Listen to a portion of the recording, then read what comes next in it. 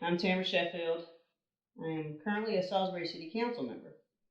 I didn't grow up in Salisbury, but no place has ever felt more like home to me. I always lived in the South. I'm originally from Tennessee. Grew up in a time where you saw women doing things, but they necessarily weren't your leaders.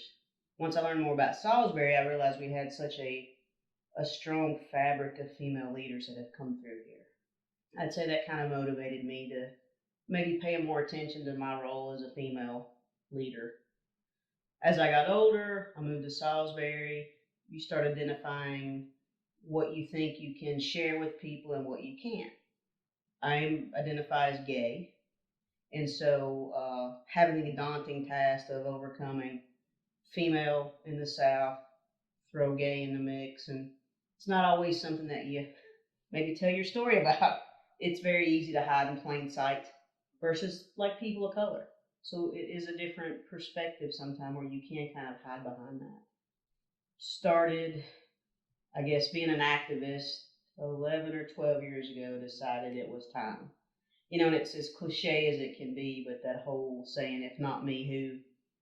Because if not you, somebody's going to have to do it for you. And at some point in time, you have to decide it's your turn. So started with a small group of friends and started Salisbury Pride. So the first LGBTQ plus organization in the city. And somehow through all that, we had our first Salisbury Gay Pride Festival in downtown Salisbury in 2010. And no, the pavement didn't jump up and swallow us whole. It made people feel welcome. I think it did a lot to help show the diversity of the city. It was great to see families there, and it had its challenges that first year. We're about to have our 10th one, so most organizations don't stay around for a decade. Somewhere along that path of getting more involved with the city, I began to look toward public office. That was a terrifying endeavor, maybe not from the female perspective, but maybe from the gay perspective. We had, like I said before, a long history of strong female leaders that started with Margaret Klutz. And it's just followed suit by several other strong female leaders after that. And there's no way you can hide in plain sight on this one. It's out there. People know who you are. People know who you love. So you had to make that decision as a family. A lot of people sometimes think, no, that doesn't really happen. But yeah, it does. I had to worry about, was I going to get physically harmed, verbally attacked?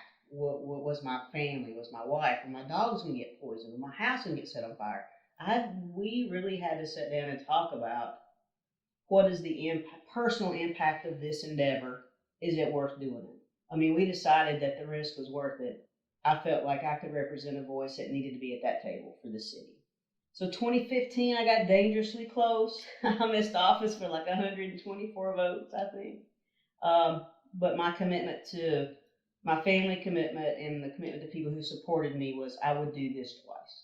So I ran again in 2017, and it was successful. I got fortunate enough to be elected as a member of Salisbury City Council. With that came a lot of publicity. I don't know what the word was, but I was the first openly candidate elected in this county. Now, openly is the key word there. People ask, what does that mean? Well, I was out when I ran. I have people run before. It was their choice to tell you, but making that choice as a candidate, I had to run out. So that got some, to me, unnecessary attention because that wasn't what the job's about. It's just about being able to have that voice at the table. We have our first African American mayor. You have your first gay person. You have your first Jewish person. You have the first time 3 females were, I don't know, a board of 5. So that particular swearing-in ceremony was historic in a way, but had nothing to do with the job a little bit. But I guess it does have to do with the job because you should have the perspective of all the people that live here. During this was a huge push in the country for people to be able to have marriage equality. And that was very, very important. We were doing work here at home, but how do you reach out past that? So in this random series of events, I entered a national wedding contest called My Big Gay Illegal Wedding. We were allowed to pay taxes, but we weren't allowed to have the same rights and benefits. So We entered this contest at a time when marriage was not legal in the country or North Carolina. We won that. We got legally married in New York, and then in that following October, North Carolina passed marriage equality, and shortly on June 26th, the following year, marriage equality for the country was passed. So it's funny when you think about all the work you did for something, but then I read last week that we had somebody introduce a bill in our state Senate to try to null and void that national law. Having a seat at the table and always having to be a leader regardless of what that is. There's someone who always wants to take it away, and it's, it's not pie. We're not going to run out of it. Equal rights are equal rights, and just because I got them didn't mean you lost yours. And how you pick those battles and who you do represent, because every time I talk to a young kid at Pride or wherever, campus meetings, I've been fortunate to do campus meetings. If you're 16 and it's taken you 10 years and you've known and it's taken you 10 years to tell somebody, you tell your parents, and they have a hard time at first. Well, be patient, because they need a coming out time too. You took 10 years to figure it out. Give them a breather to figure it out. And hopefully they'll get it. They love you. Some don't. But give them that time. Give them the same respect to come out. And by the way, you never quit coming out. It's always something you have to do. Every new employer, every new person you meet, every time you do an interview, you always have to keep coming out. But once you do, it gets easier. And people need to know that people are just like everybody else. Everybody's got a story.